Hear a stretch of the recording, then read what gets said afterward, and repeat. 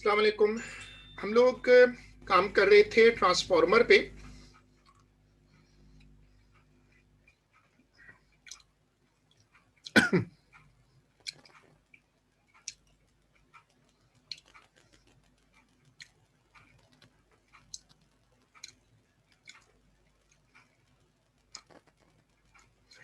हमने ये वाला ट्रांसफॉर्मर डिस्कस किया था और ये कहलाता है स्टेप, ये वाला कहलाता है स्टेप अप ट्रांसफॉर्मर।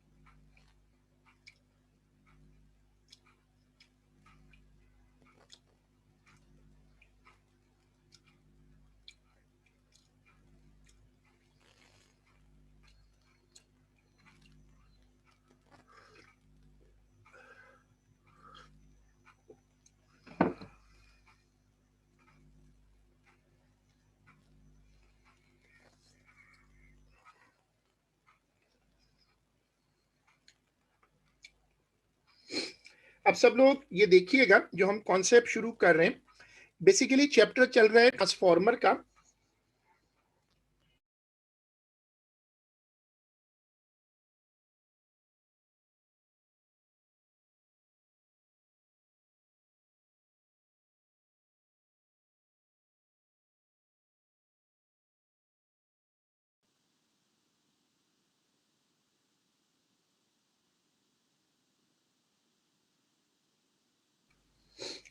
आप इसको गौर से देखिएगा, it's a very good animation to show transformer working. ये एक सर्कुलर आयरन कोर है, ये जो आपको नजर आ रही है, ये सर्कुलर आयरन कोर है और इसके अंदर ब्लू कलर का ये जो जंप कर रहा है, ये मैग्नेटिक फ्लक्स है। ये स्टेप अप ट्रांसफॉर्मर है। लेफ्ट साइड पे नंबर ऑफ टर्न्स कम है, राइट साइड पे नंबर ऑफ टर्न्स ज्यादा है। ये जो ब्लू कलर का जंप कर रहा है, ये जो ब्लू कलर का जंपिंग है, ये फ्लक्स है। ये बढ़ रहा है, कम हो रहा है, बढ़ रहा है, कम हो रहा है। तो ये ब्लू कलर का जो आपको नजर आ रहा है, ये मैग्नेटिक फ्लक्स है। ठीक है। अब यहां से ये फ्लक्स जो ऑल्टरनेट हो रहा है, देखो ये ऐसे ना जंप करता हुआ इधर तक आएगा। जब ये इधर पहुंचेगा इस वाली कॉइल में, तो ग्रीन कलर का ये ग्राफ देखो, ये बड़ा वोल्टेज क्रिएट कर रहा है। तो आउटपुट वोल्टेज जो है, जो आउटपुट वोल्टेज है वो ज्यादा है। तो ये स्टेप अप ट्रांसफॉर्मर है और हम इसमें शो कर रहे हैं कि जो ट्रांसफॉर्मर का आउटपुट है वो ज्यादा हो रहा है।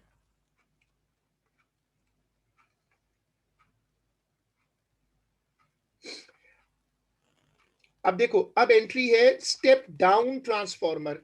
ये वो ट्रांसफॉर्मर होते हैं जो वोल्टेज को डिक्रीज करते हैं। कैसे पता? क्योंकि यहां पर नंबर ऑफ टर्न्स कम हो गए। अब यहां पर जो सेकेंडरी कॉइल है, जो सेकेंडरी कॉइल है उस पे, जो सेकेंडरी कॉइल है उस पे नंबर ऑफ टर्न्स कम है।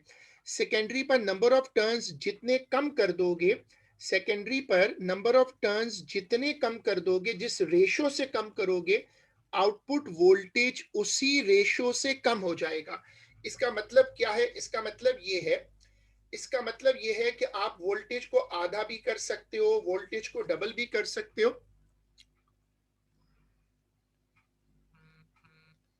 ठीक है।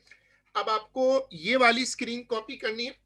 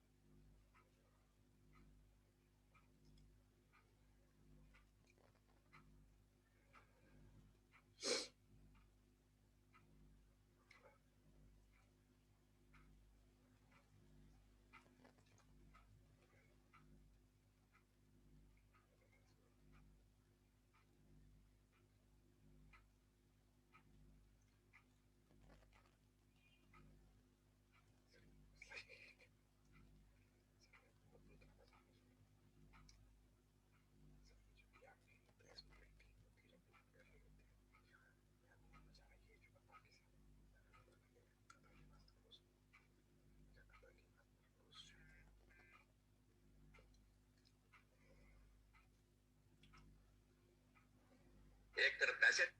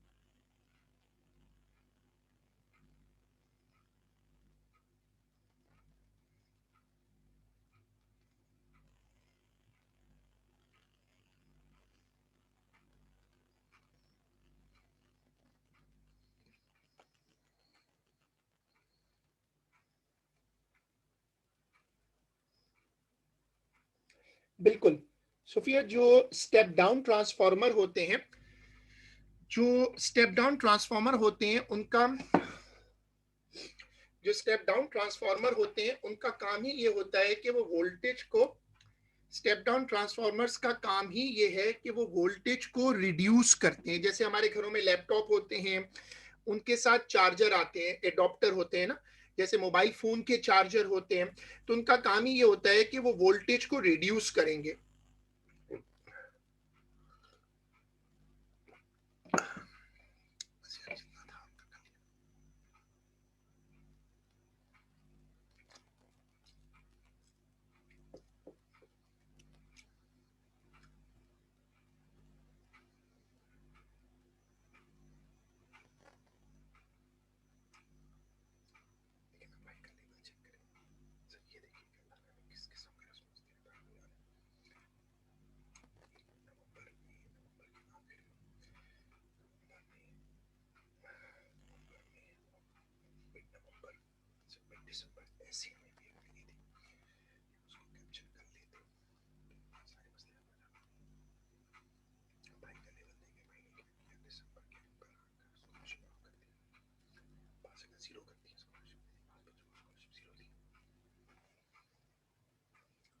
अब जैसे एक बच्चे ने पूछा कि जो स्टेप डाउन ट्रांसफार्मर होते हैं वो क्या वोल्टेज रिड्यूस करते हैं। अब देखो, ये बड़ा मेन कॉन्सेप्ट टू अंडरस्टैंड है। ये आपका है इनपुट वोल्टेज, ये ज्यादा है। जैसे हमारे घरों में जो वोल्टेज आता है वो ज्यादा होता है, 200 के आसपास होता है। जब आप स्टेप डाउन ट्रांसफार्मर लगाएंगे तो वो वोल्टेज को डिक्रीज कर देगा। देखो, वोल्टेज रिड्यूस हो गया। यहां पर देखो कि वोल्टेज जो है वो रिड्यूस हो गया।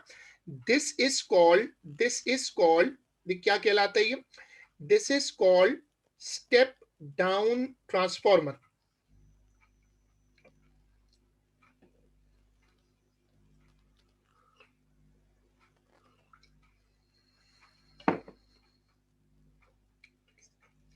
अब ये वाला स्केच कॉपी करिएगा।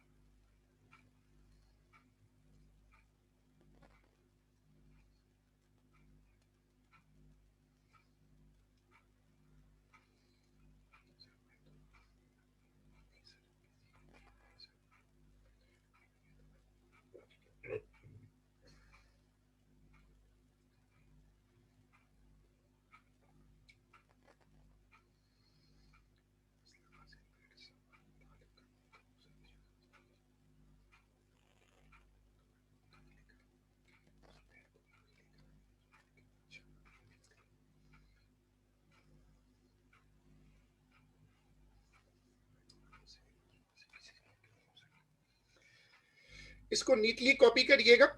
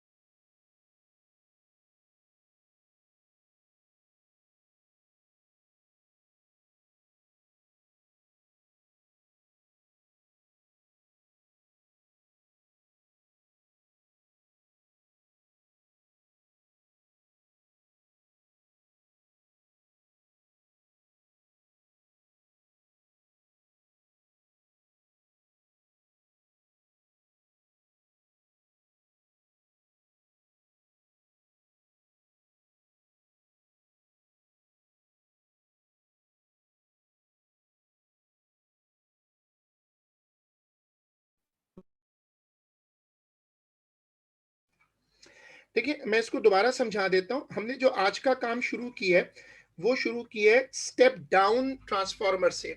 हमने आज का काम शुरू किया है स्टेप डाउन ट्रांसफॉर्मर से। स्टेप डाउन ट्रांसफॉर्मर जो होता है, वो बेसिकली वोल्टेज को कम करता है। अब ये इस ग्राफ से एविडेंट है।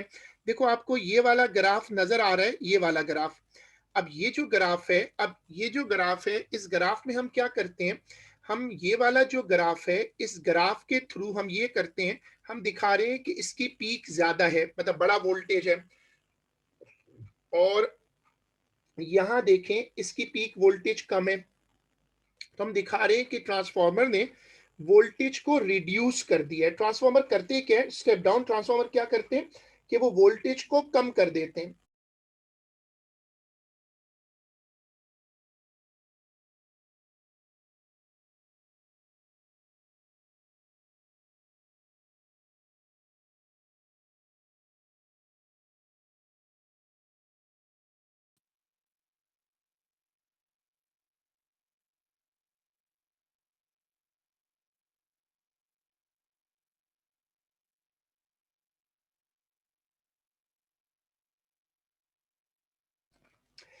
अब आप गौर से देखिएगा, it's a very good short animation. यहां पर देखें, लेफ्ट साइड पे ब्लू वाली टर्न्स बहुत ज्यादा है और येलो वाली टर्न्स कम है, तो इसको कहते हैं स्टेप डाउन ट्रांसफॉर्मर। ये प्राइमरी कॉइल है, ये वाली सेकेंडरी कॉइल है। और बीच में देखें, आपको ये जो रेक्टेंगल नजर आ रहा है, ये रेक्टेंगल क्या कहलाता है, this rectangle is called iron core. ये रेक्टेंगल कहलाता है आयरन कोर। और इसमें लेफ्ट टू राइट जो है वो फील्ड लाइंस मूव कर रही हैं। ये जो रेड कलर का एरो नजर आ रहा है ये क्या है? ये बेसिकली मैग्नेटिक फ्लक्स है।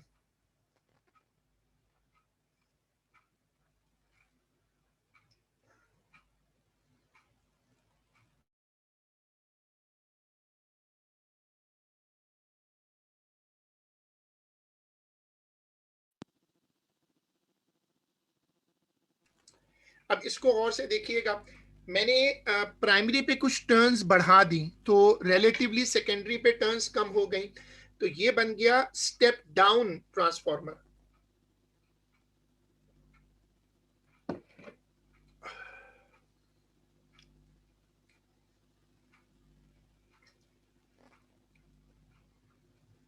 दोनों को बराबर कर दिया। अब सेकेंडरी पे टर्न्स बढ़ा दी तो ये बन गया स्टेप अप ट्रांसफॉर्मर। ठीक है, और अगर मैं दोनों के टर्न्स को बराबर रखता हूं, अगर मैं दोनों के टर्न्स को बराबर रखता हूं तो उसको कहते हैं, देखो इसको कहते हैं न्यूट्रल ट्रांसफॉर्मर, नो स्टेपिंग। यहां कोई स्टेपिंग नहीं हो रही। तो ट्रांसफॉर्मर का काम क्या है? देखो ट्रांसफॉर्मर का काम है कि वो वोल्टेज को या तो इंक्रीज करता है या वो डिक्रीज करता है।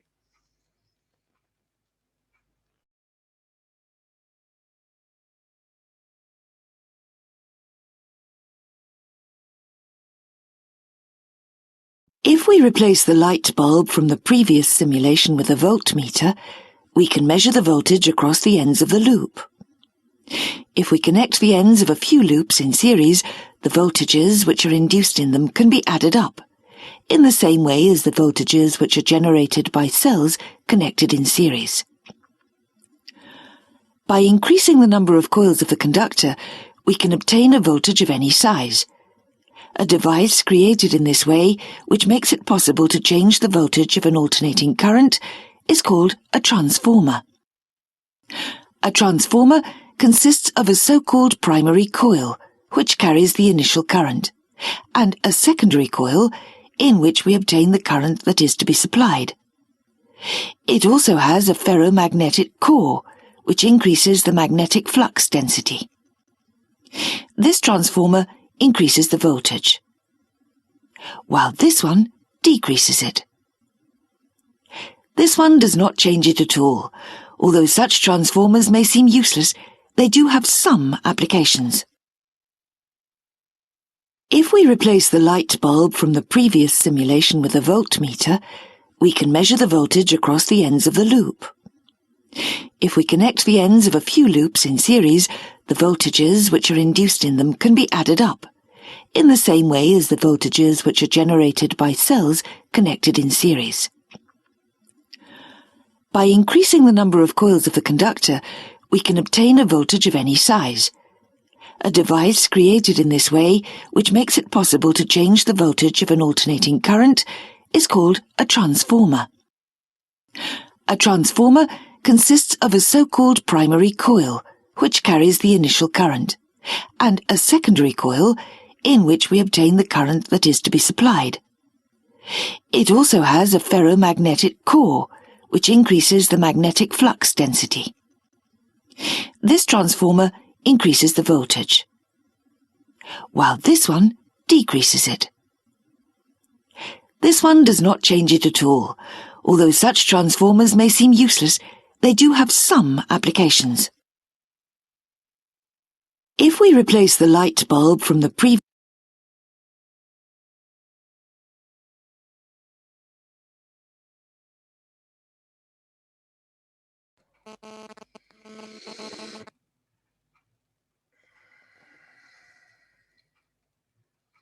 देखो अब आपको ये नजर आ रहा है, दिस इज कॉल्ड, ये जो आपको नजर आ रहा है, अगर आप इसको देखते हैं, अगर आप इसको देखते हैं तो ये ट्रांसफॉर्मर्स का आउटर लुक है। जब ट्रांसफॉर्मर किसी ओपन जगह पे लगे हुए होते हैं, आपको जैसे ये नजर आ रहा है, तो इसको कहते हैं पीएमटी, पोल माउंटेड ट्रांसफॉर्मर। ये जमीन पे रखे हुए ट्रांसफॉर्मर्स हैं जो बड़े साइज के होते हैं। चलो अब साइड हेडिंग दे दो, special type of transformer.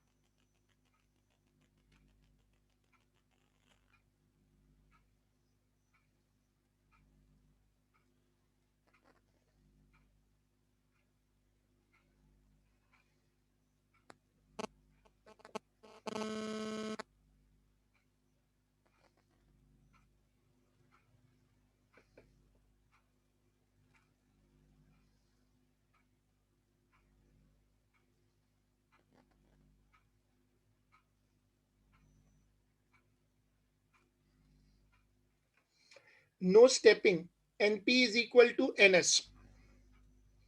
No stepping का मतलब है कि number of turns on primary coil is equal to number of turns on secondary coil. ऐसे ट्रांसफॉर्मर भी होते हैं। अब देखो, ये जो ट्रांसफॉर्मर है, गौर से देखिएगा, इस ट्रांसफॉर्मर में इधर और इधर दोनों जगह नंबर ऑफ टर्न्स बराबर हैं, स्टेपिंग तो नहीं हो रही, रिजल्टेंट चेंज ऑफ EMF 0 है। तो ये ट्रांसफॉर्मर ना तो वोल्टेज बढ़ा रहा है ना कम कर रहा है। तो अब आप साइड हेडिंग दीजिएगा फॉर्मूलाज। ट्रांसफॉर्मर में साइड हेडिंग दीजिएगा फॉर्मूलाज।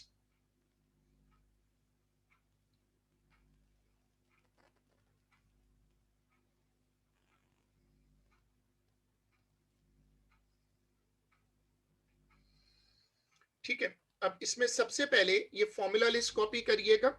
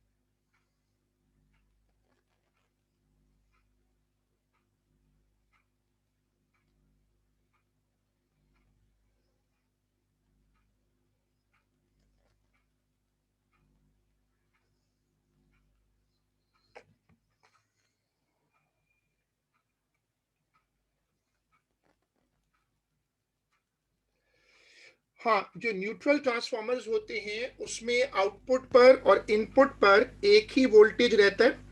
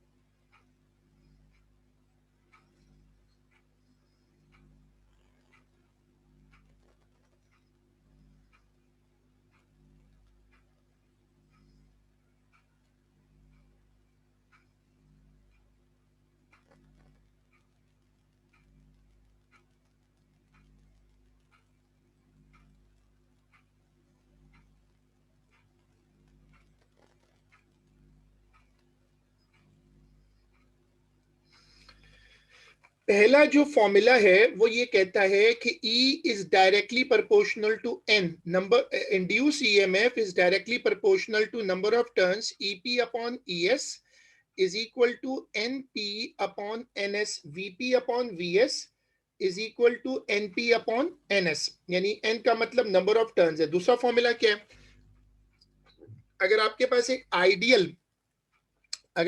एक आइडियल ट्रांसफॉर्मर है तो उसमें क्या होगा, power input is equal to power output, VP IP is equal to VS IS. और ये ट्रांसफॉर्मर का बड़ा कॉमन फॉर्मूला है जिसमें हम शो करते हैं कि ट्रांसफॉर्मर पावर को नहीं बदलता। जो ट्रांसफॉर्मर होते हैं वो पावर को चेंज नहीं करते, हाँ वो क्या करते हैं कि वो करंट को एडजस्ट कर लेते हैं। तो ट्रांसफॉर्मर्स, कोई भी मशीन पावर तो नहीं बढ़ा सकती, law of conservation of energy. तो सब लोग जल्दी से ये फॉर्मूला शीट पूरी करें।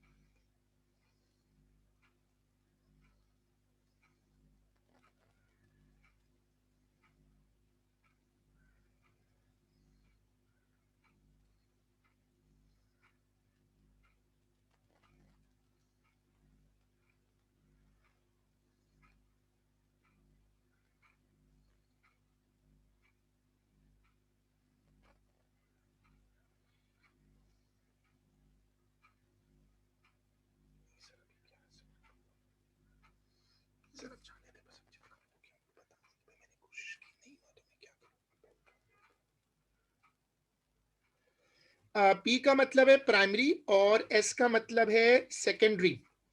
देखो अब अगला कॉन्सेप्ट देखो, चूंकि पावर कांस्टेंट है तो वोल्टेज और करंट इनवर्सली प्रोपोर्शनल हो जाते हैं। मतलब तुम अगर वोल्टेज बढ़ाओगे ट्रांसफॉर्मर का, अगर तुम वोल्टेज बढ़ाओगे तो जो करंट है वो डिक्रीज कर जाएगा। जब तुम वोल्टेज इंक्रीज करोगे तो जो करंट है वो डिक्रीज कर जाएगा। चलो अब ये वाली चीज कॉपी करो।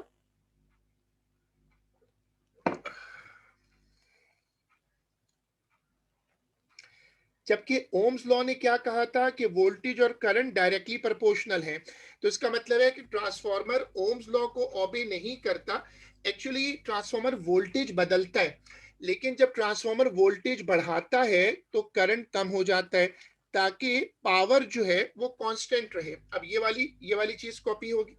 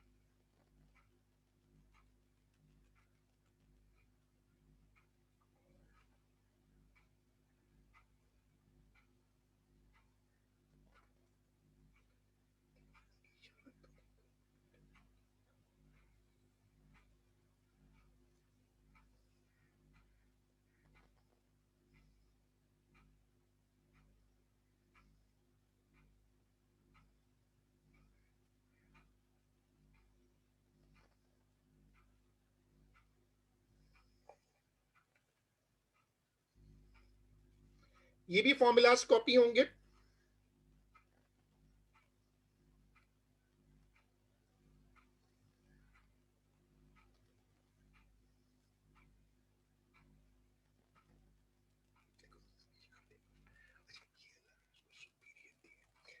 देखो अब इसमें चेक करो कि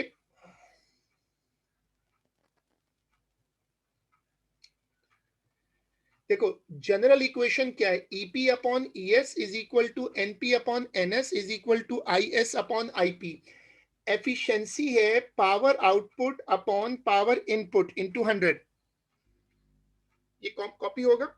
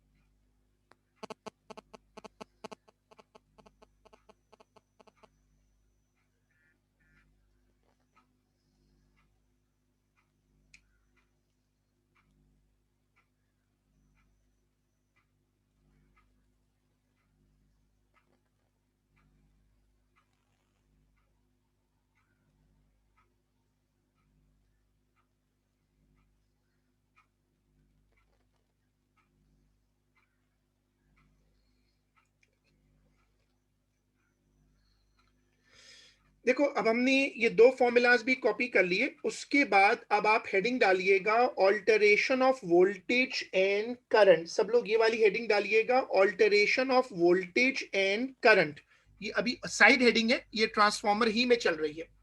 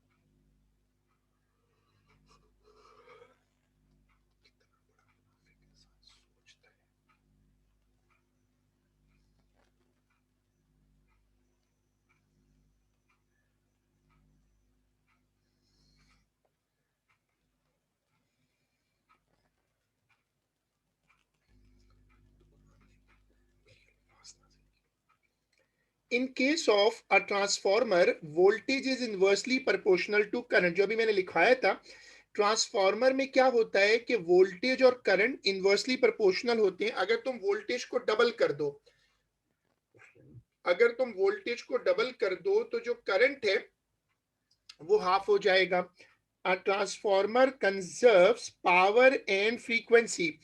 ट्रांसफार्मर क्या करते हैं कि वो पावर को और फ्रीक्वेंसी, दो चीजों को कंजर्व करते हैं। ट्रांसफार्मर दो चीजों को नहीं बदलते, ट्रांसफार्मर दो चीजों को नहीं बदलते। एक तो पावर नहीं बदल सकती, पावर असल में कोई भी मशीन नहीं बदल सकती। अगर तुम 20 जूल किसी मशीन को दो तो वो तुम्हें 30 जूल तो नहीं दे सकता, जाहिर है वोल्टेज एनर्जी बढ़ थोड़ी सकती है। फ्रीक्वेंसी को मेंटेन करना होता है, क्योंकि अगर फ्रीक्वेंसी ऑल्टर हो जाए तो करंट की क्वालिटी खराब हो जाती है, खासतौर पर अगर फ्रीक्वेंसी कम हो जाए। अगर फ्रीक्वेंसी कम हो जाए तो क्वालिटी एकदम ड्रॉप कर जाती है। और उसके बाद ये वाली स्क्रीन कॉपी होगी।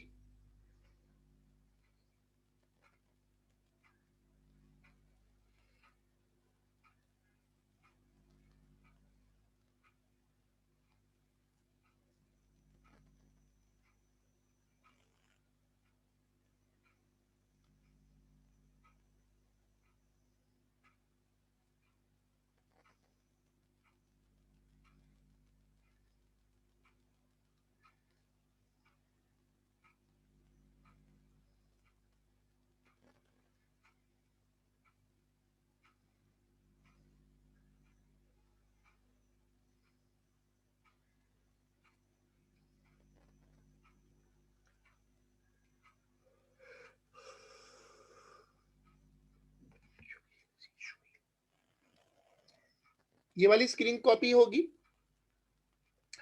देखो, मैंने ऊपर मेंशन किया, दैट्स अ गुड क्वेश्चन, कि असल में हम बाय रूल ट्रांसफार्मर को और बाकी मशीन्स को ना आइडियल लेते हैं। लॉसेस तो डेफिनेटली होते हैं, लेकिन बाय डिफॉल्ट हम उनको आइडियल ले लेते हैं और आइडियल पर उनकी तमाम चीजें सॉल्व करते हैं। तो ये आइडियल का केस है।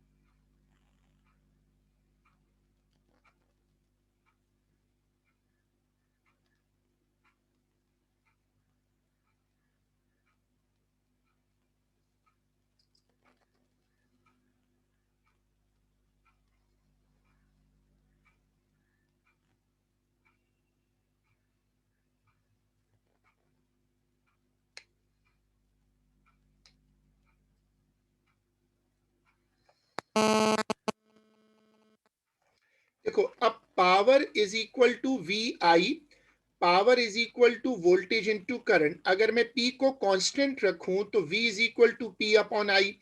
V is inversely proportional to I। Voltage और करंट इनवर्सली प्रोपोर्शनल होते हैं, जो आपको यहां नजर आ रहे हैं ऐसे करके।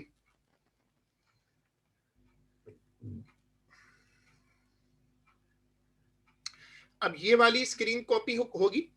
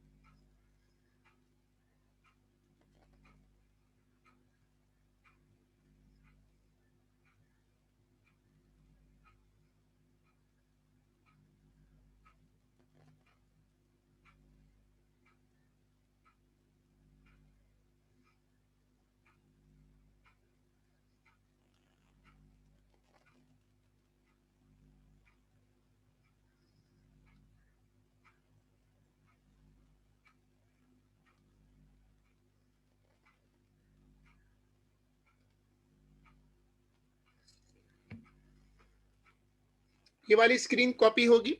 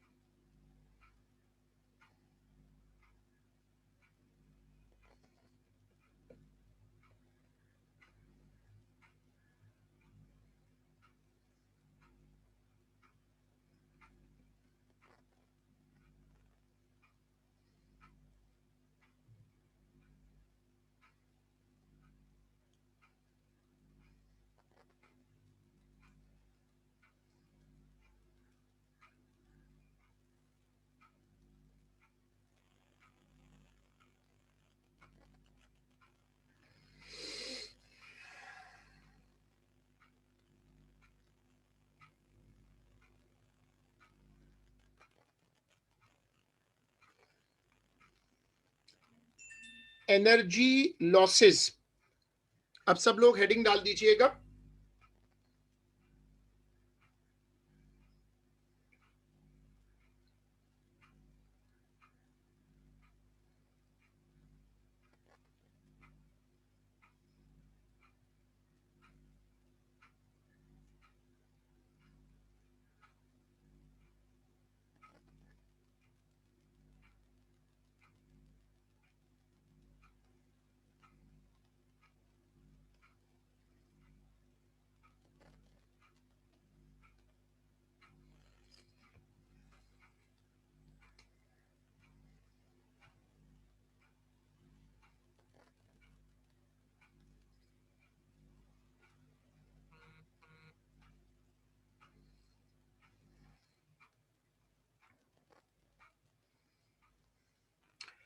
अब ट्रांसफॉर्मर्स जो होते हैं वो वैसे बहुत एफिशिएंट होते हैं। मतलब ट्रांसफॉर्मर को एक एडवांटेज है, वो ये कि ट्रांसफॉर्मर में कोई मूविंग पार्ट्स नहीं होते। जैसे एक पंखा चलता है, ड्रिल मशीन चलती है, तो उसमें बहुत शोर होता है। ट्रांसफॉर्मर्स को एक एडवांटेज होता है कि ट्रांसफॉर्मर्स में शोर नहीं होता। जब ट्रांसफॉर्मर्स वर्क करते हैं जब ट्रांसफॉर्मर्स वर्क करते हैं तो ट्रांसफॉर्मर्स में शोर नहीं आता। ट्रांसफॉर्मर्स मोर और लेस साइलेंट होते हैं, तो उनमें एनर्जी लॉसेस कम होते हैं। अब चूंकि ट्रांसफॉर्मर में कोई मूविंग पार्ट नहीं होते, तो ट्रांसफॉर्मर जब चलते हैं तो उनमें ज्यादा एनर्जी लॉसेस नहीं होते। होते हैं, लेकिन आमतौर पे ट्रांसफॉर्मर्स को बहुत एफिशिएंट माना जाता है कंपेयर टू मोटर, जनरेटर। अब जनरेटर कितना शोर करता है, लेकिन आपने कभी ट्रांसफॉर्मर की आवाज नहीं सुनी जो कि घरों के बाहर लगे होते हैं अंटिल के कोई ब्लास्ट हो या कुछ हो। बट ट्रांसफॉर्मर्स आमतौर पे बहुत एफिशिएंट होते हैं। तो आपने हेडिंग डाली थी एनर्जी लॉसेस, उसमें लिखिएगा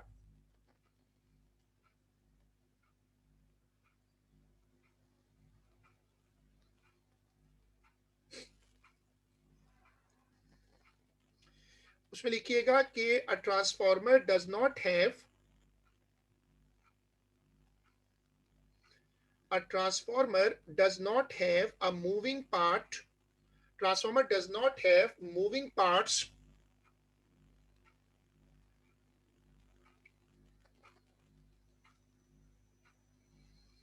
transformer does not have moving parts, so overall they are very efficient.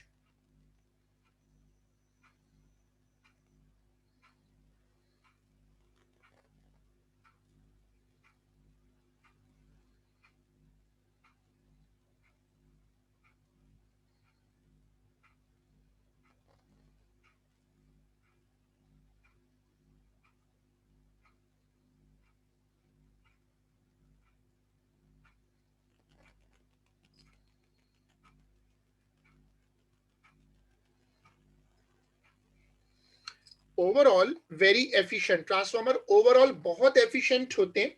इनमें एनर्जी लॉसेस होते हैं लेकिन बहुत कम होते हैं। अब ये वाली लिस्ट कॉपी होगी, फिर हम इसको डिस्कस करेंगे।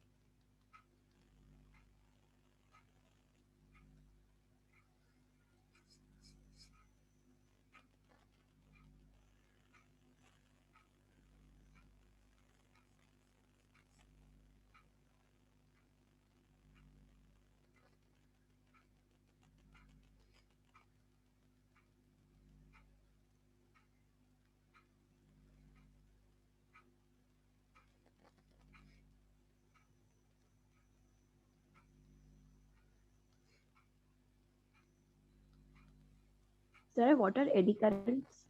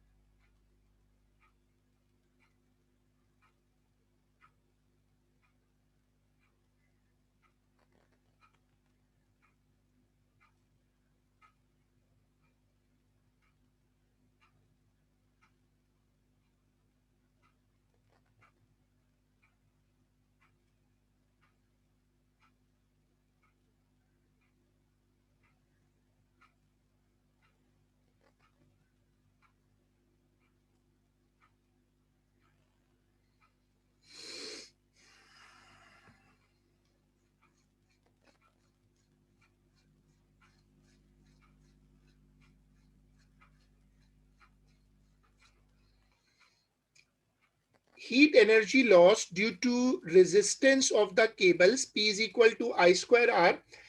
Energy loss due to continuous magnetization and demagnetization of the iron core. Eddy currents, flux leakage in air. अब ये वाली चीज देखिएगा पहले,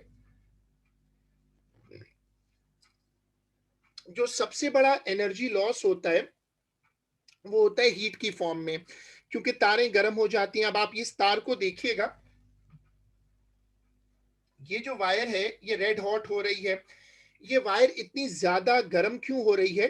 क्योंकि इसकी रेजिस्टेंस ज्यादा है। इसको कहते हैं P is equal to I square R. अब ये लॉस जाहिर सी बात है हर तारों में होगा, यहां भी तारें लगी हुई हैं और इधर भी तारें लगी हुई हैं, तो जहां भी वायर्स होंगी वहां पर इस तरह का लॉस होगा। अब ये पहला लॉस है, आपको दोबारा इसको कॉपी नहीं करना, सिर्फ नंबर 1 डालकर लिखिएगा, सिर्फ नंबर 1 डाल के लिखिएगा कि this loss can be minimised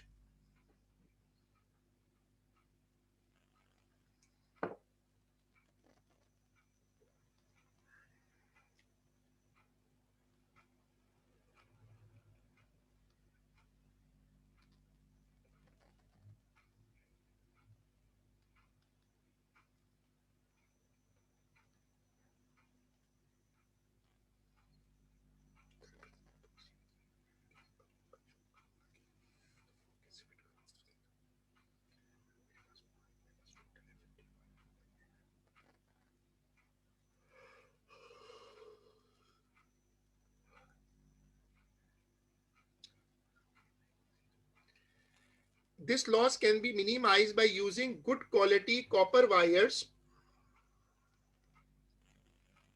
This loss can be minimized by using good quality copper wire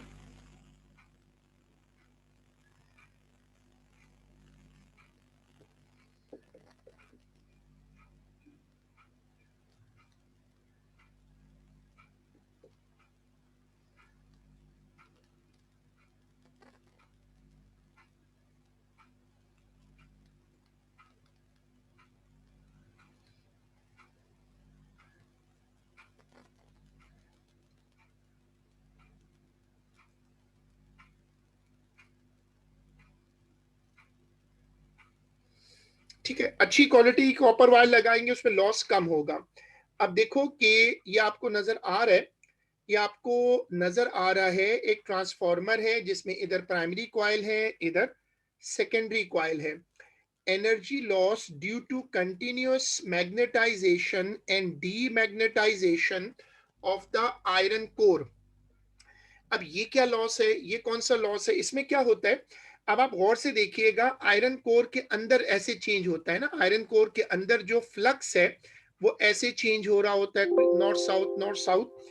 अब ये जो नॉर्थ साउथ का मसला है, देखो ये जो नॉर्थ साउथ का मसला है, इसकी वजह से क्या होता है कि बार बार कोर अपनी पोलैरिटी बदलती है, नॉर्थ साउथ बनता है, साउथ नॉर्थ बनता है, बार बार जो कोर है वो अपनी पोलैरिटी को रिवर्स करती है। जब कोई नॉर्थ साउथ बनेगा तो जाहिर है पुरानी पोलैरिटी को खत्म करना पड़ेगा। इसकी वजह से एनर्जी लॉस होता है। बिल्कुल ऐसे समझो कि तुम एक गाड़ी को फॉरवर्ड चलाओ और फिर उस गाड़ी को रोको और रिवर्स कर दो, फिर फॉरवर्ड चलाओ, फिर रोको, रिवर्स करो। अब इससे क्या नुकसान होगा कि जब तुम रोकोगे तो सारी एनर्जी तो वेस्ट हो जाएगी। इसी तरह जब तुम ये स्टेप देख रहे हो, इसमें जो आयरन कोर है, जब तुम उसको फ्लिप कर करके मैग्नेटाइज करोगे, जब तुम उसको फ्लिप कर करके मैग्नेटाइज करोगे north south, north south, north south, तो उसमें क्या होगा कि पोलैरिटी रिवर्स होगी। इसमें प्रॉपर एनर्जी लॉस होगा। अब ये एनर्जी लॉस खत्म तो नहीं हो सकता, क्योंकि जाहिर है ये तो ट्रांसफार्मर का मेन फंक्शन है, ट्रांसफार्मर है ही मैग्नेटिज्म पे काम करता। तो लिखिएगा कि नंबर 2 में लिखिएगा कि this loss can not be eliminated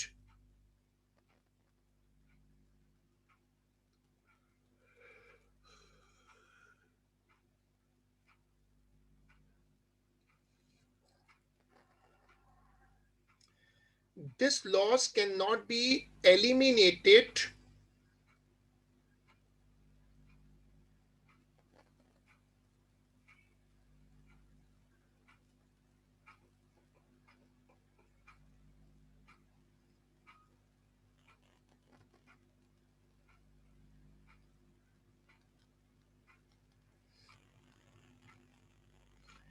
this loss cannot be eliminated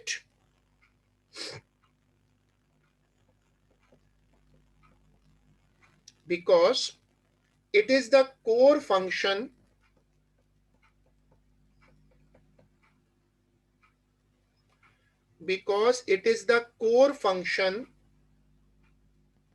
of a transformer, because it is the core function of a transformer। अब उसके बाद आ जाओ number 3, eddy currents. Eddy currents का मतलब होता है स्पार्क। जो एडी करंट्स होते हैं, आसान लफ्जों में बोलते हैं स्पार्क्स, जो ट्रांसफार्मर में कभी कभी हो जाते हैं। ट्रांसफार्मर में ऐसा होता क्यों है? हर ट्रांसफार्मर के अंदर एक आयरन कोर लगी हुई है।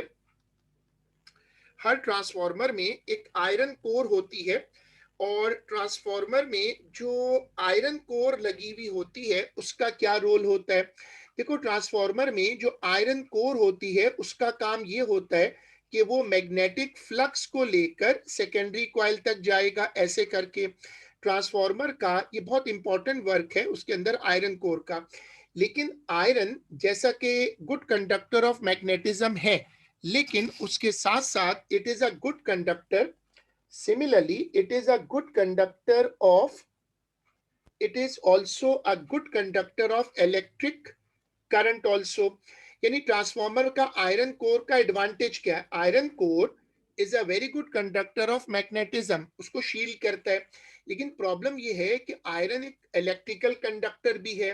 तो अब ये जो फ्लक्स जा रहा होता है टूवर्ड्स द सेकेंडरी कॉइल, ये वहां जाके क्या करता है? वहां जाके ये ईएमएफ इंड्यूस करता है अकॉर्डिंग टू फैराडे लॉ। इसी रूल पर ये फ्लक्स यहाँ आयरन कोर में भी फ्लक्स इंड्यूस कर सकता है। तो ये भी कंडक्टर, जैसा ये कंडक्टर है उस तरह आयरन भी कंडक्टर है। अब ये इसका एक मेजर प्रॉब्लम डेवलप होता है, क्योंकि इससे क्या होता है कि जो करंट आयरन कोर में बनता है, वो करंट कहीं निकल नहीं पाता, क्योंकि वो करंट अंदर ट्रैप हो जाता है। जो करंट निकल ना सके, उसको रास्ता ना मिले, वो करंट स्पार्क करता है। और इसको हम, ये जो स्पार्क वाला करंट है, इसको हम कहते हैं एडी करंट्स। दोबारा समझिएगा, एडी करंट्स क्या होते हैं? स्पार्क, जैसे इलेक्ट्रिक वायर में होते हैं ना, स्विचेस में होते हैं, बोर्ड्स में होते हैं। कभी आप प्लग में कोई चीज लगाएं शाम के वक्त जब थोड़ा लाइट कम हो, तो आपको एक स्पार्क सा दिखेगा, इसको कहते हैं एडी करंट्स। अब ये आपको दिख रहा है आयरन कोर। आयरन कोर का काम ये होता है कि आयरन कोर मैग्नेटिक फ्लक्स को लेकर सेकेंडरी कॉइल तक जाता है और वहां जाकर वो करंट इंड्यूस करता है। ये फ्लक्स की प्रॉपर्टी है। लेकिन ये मैग्नेटिक फ्लक्स गुजरता किससे? आयरन से, क्योंकि आयरन उसको शील्ड करता है। लेकिन शील्ड करने के साथ साथ iron is a good electrical conductor also. तो ये खतरा होता, और होता भी है ऐसा, कि जो ऑल्टरनेटिंग फ्लक्स है वो ईएमएफ इंड्यूस कर देता है किसके अंदर? आयरन कोर में, और उससे भी स्पार्क्स होते हैं। स्पार्क क्यों होता है? क्योंकि जब करंट इधर आएगा यहां पर, तो करंट निकल नहीं सकेगा यहां से बाहर, करंट को निकलने का कोई रास्ता नहीं मिलता। इसकी वजह से करंट क्या करेगा, इसकी वजह से करंट स्पार्क करेगा। This is called eddy currents.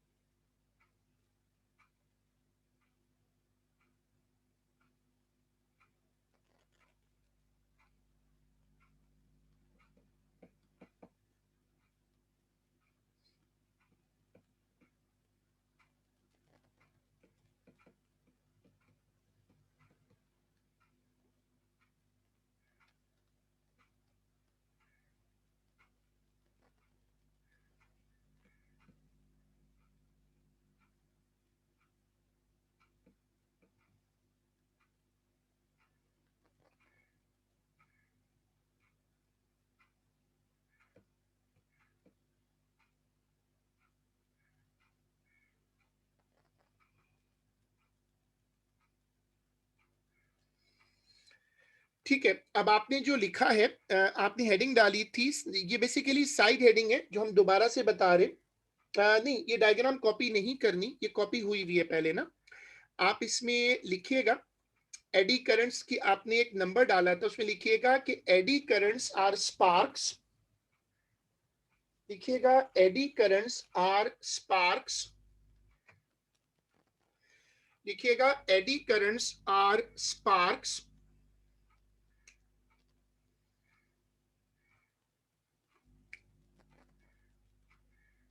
उसी में आगे लिखिएगा कि when alternating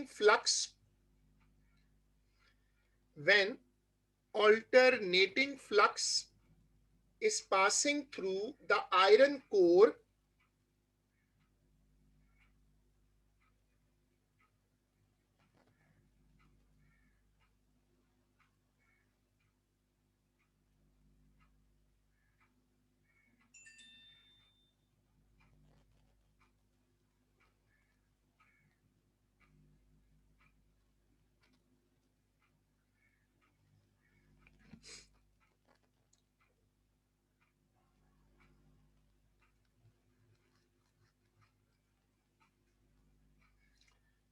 when alternating current passes through the iron core,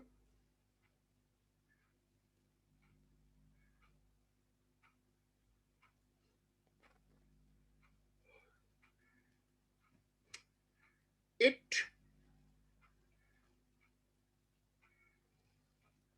iron core, it induces an EMF. It induces an EMF in the core. It induces an EMF in the core according to Faraday law. It induces an EMF in the core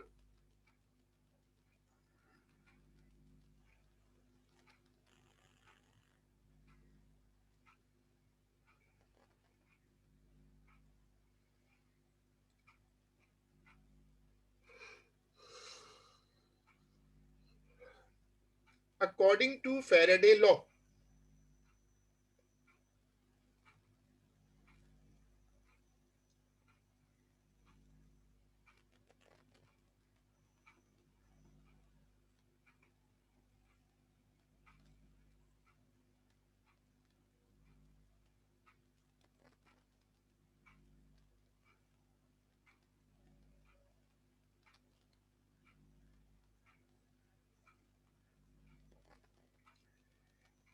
This EMF,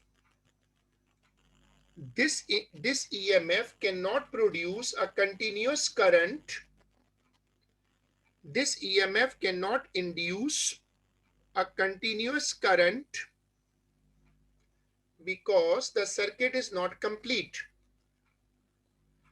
Cannot induce a continuous current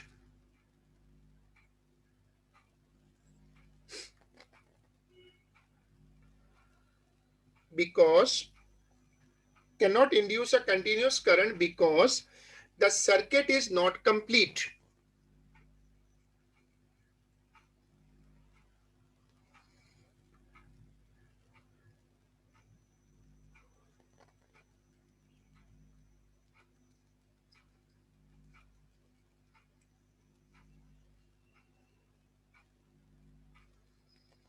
Because the circuit is not complete.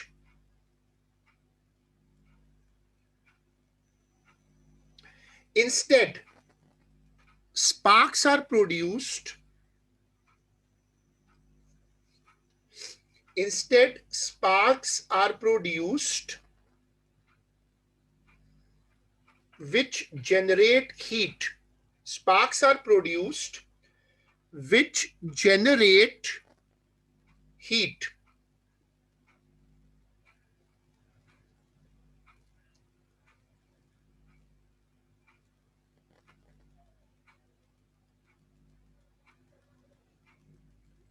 अब ये जो eddy currents हैं, इनकी वजह से spark होते हैं। Eddy currents की वजह से स्पार्क होते हैं, स्पार्क की वजह से एनर्जी लॉस होता है। तो अब इन्होंने सोचना शुरू किया कि एडी करंट्स को रोकें कैसे। इनसे कभी कभी आग भी लग जाती है। हमारे यहाँ पाकिस्तान में कभी कभी ऐसा होता है, कराची में आप देखिएगा कि ट्रांसफार्मर एकदम ब्लास्ट होता है और ट्रांसफार्मर बंद हो जाते हैं।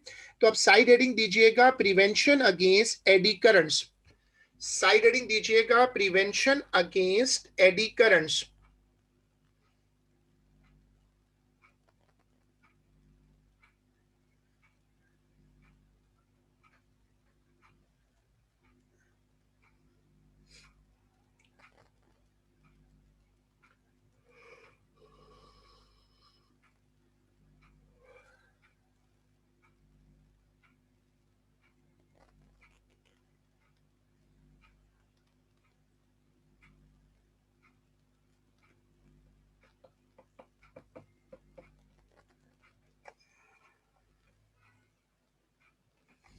देखो अब तुम्हें नजर आ रहा है ना कि ये एक कंटिन्यूअस आयरन कोर है, single C thick C.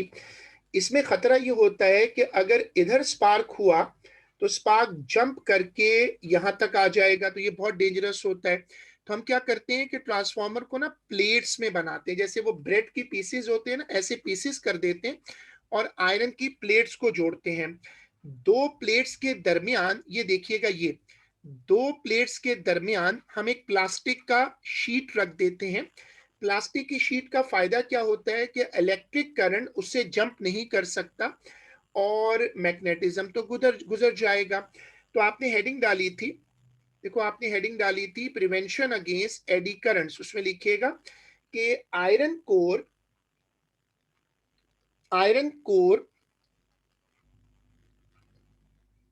iron core is made in separate metal sheets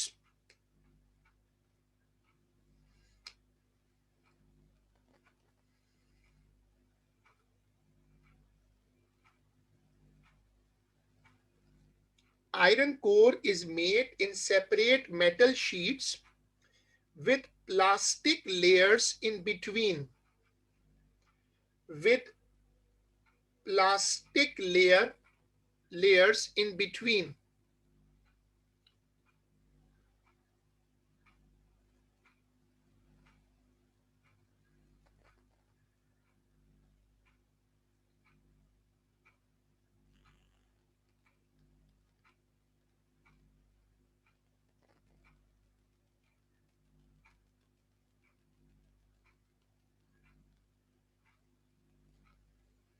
With plastic layers in between. This is called lamination. ये जो मेथड है इसका नाम, दिस इज कॉल्ड लेमिनेशन। ये जो आजकल हम अपनी बुक्स में भी करवाते हैं, हमारे जो आईडी कार्ड्स होते हैं उस पे भी करवाते हैं।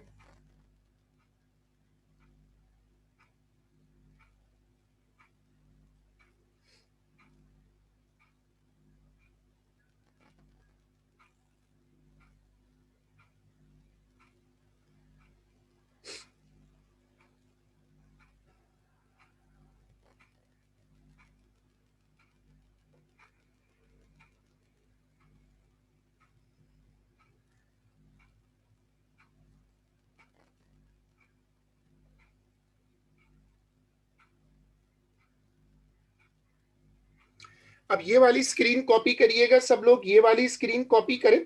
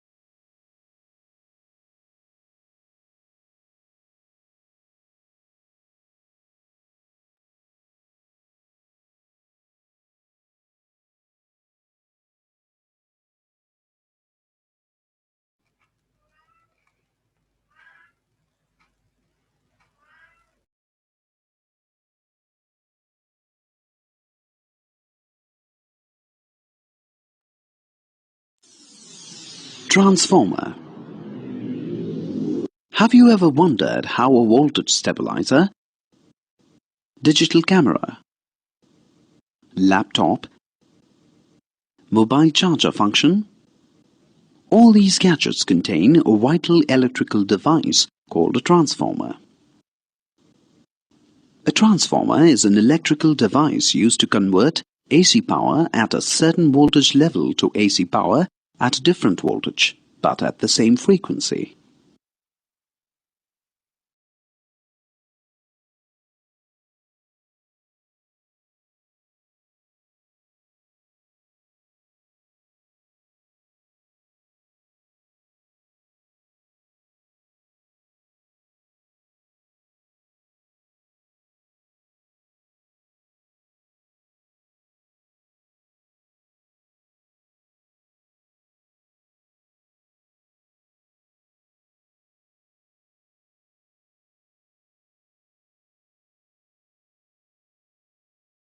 Insulated from each other. Induction. Construction. A transformer consists of a rectangular soft iron core made of laminated sheets. These sheets are well insulated from each other.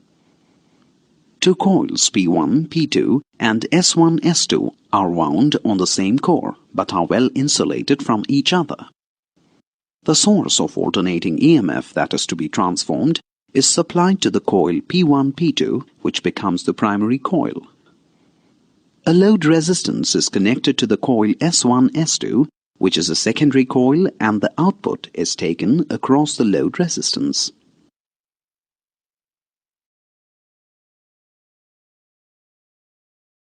Types of transformers. There are two types of transformers: step-up transformer and step-down transformer. Click on the links provided to know more about them. Step-up transformer. In a step-up transformer, the number of turns in the secondary coil is greater than the number of turns in the primary coil. The primary coil is made of thick copper wire, while the secondary coil is made of thin wire. This type of transformer converts low voltage at high current to high voltage at low current.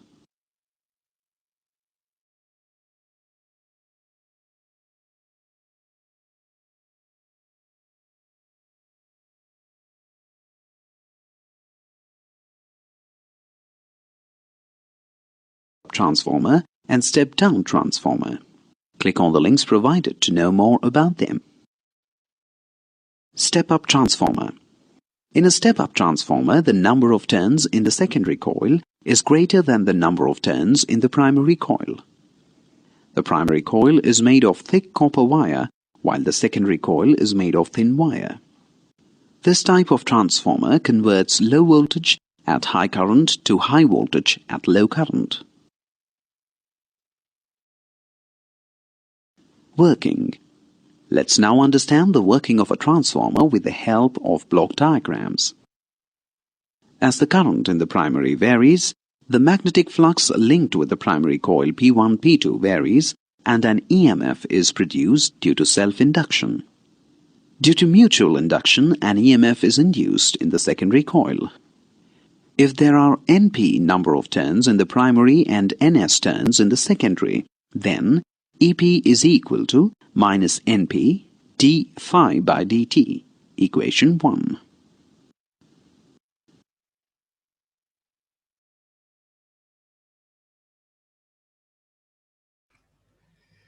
अब ये आएगा number 4, flux leakage in air. ये transformer का एक problem आता है कि transformer का जो फ्लक्स होता है, ट्रांसफार्मर का जो फ्लक्स है वो जा रहा होता है प्राइमरी से सेकेंडरी, तो रास्ते में कुछ ना कुछ फ्लक्स जो है वो हवा में लीक होता है। तो अब आप लिखिएगा फ्लक्स लीकेज इन एयर, उसमें लिखिएगा कि flux is linking from primary to secondary. Flux is linking from primary to secondary through the iron core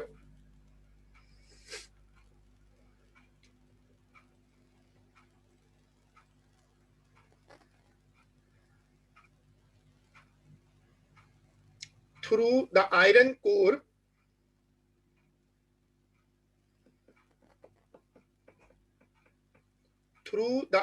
core, some flux leaks in air. ये जो कॉर्नर्स होते हैं ना, यहाँ पर जब फ्लक्स यहाँ मुड़ता है, देखो ये जो टर्न कर रहा है ना, ये यहाँ से कुछ फ्लक्स हवा में निकल जाता है. Some flux leaks in air.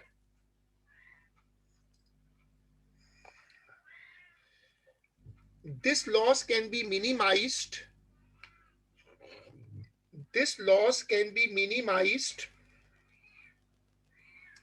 By using circular shape iron core.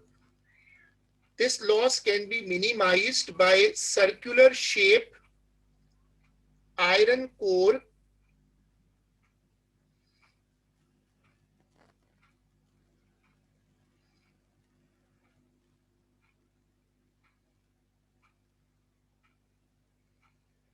Sir, can you repeat? This can be minimized by circular shape iron core. ये जो आपको स्क्रीन पे नजर आ रहा है, इसको कहते हैं सर्कुलर शेप आयरन कोर. इस तरह की आयरन कोर बना लेते हैं रादर के ये वाली हो. अच्छा, गोल कोर का फायदा ये होता है कि फ्लक्स मुड़ता जाता है लेकिन हवा में लीक कम होता है. ये फायदा है सर्कुलर आयरन कोर का कि अगर सर्कुलर आयरन कोर होगी तो उसमें फ्लक्स का लीकेज कम होगा. उसमें जो फ्लक्स का लीकेज है वो लिमिटेड होगा. ये हमने ट्रांसफार्मर के लॉसेस जो हैं वो डिस्कस किए.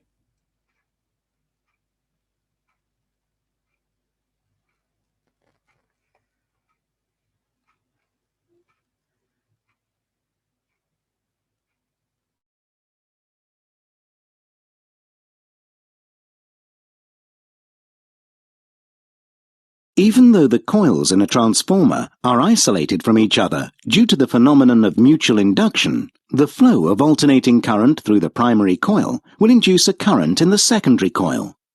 One very important part of a transformer is the core, which is made of a ferromagnetic material. We can see that when the current is switched on, the core becomes magnetized and transfers the variable magnetic field, which is generated from the primary coil to the secondary coil. The further the distance from the primary coil, the higher the energy loss, which is demonstrated here by the fading of the light bulb connected to the secondary coil. When the core forms a closed circuit, the energy loss during the transfer of the magnetic field is lowest. The magnetization of the core changes continually due to alternations in the current. So, if the core were made of a solid metal, it would conduct very strong eddy currents, which would then cause intensive heating of the core with the resultant loss of energy. For this reason, the core of a transformer is made of thin plates, which are isolated from each other. Even though the coils in a transformer are isolated from each other,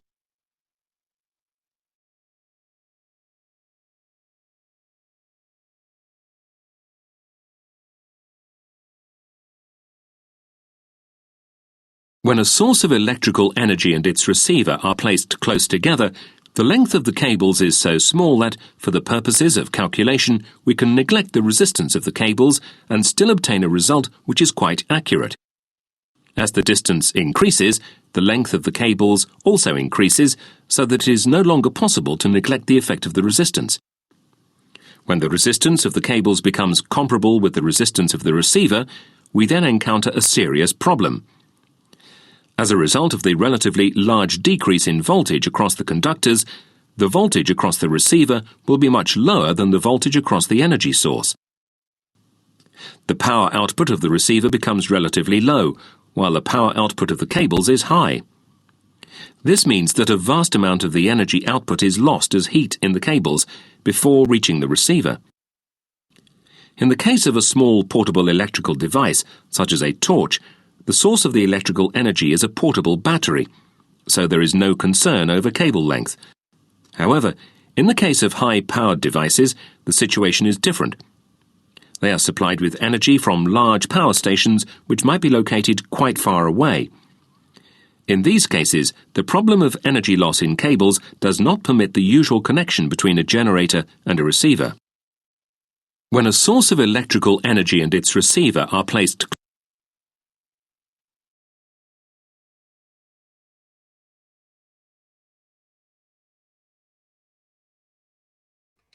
चलें, इसके बाद सब लोग heading डाल दीजिएगा applications of transformer.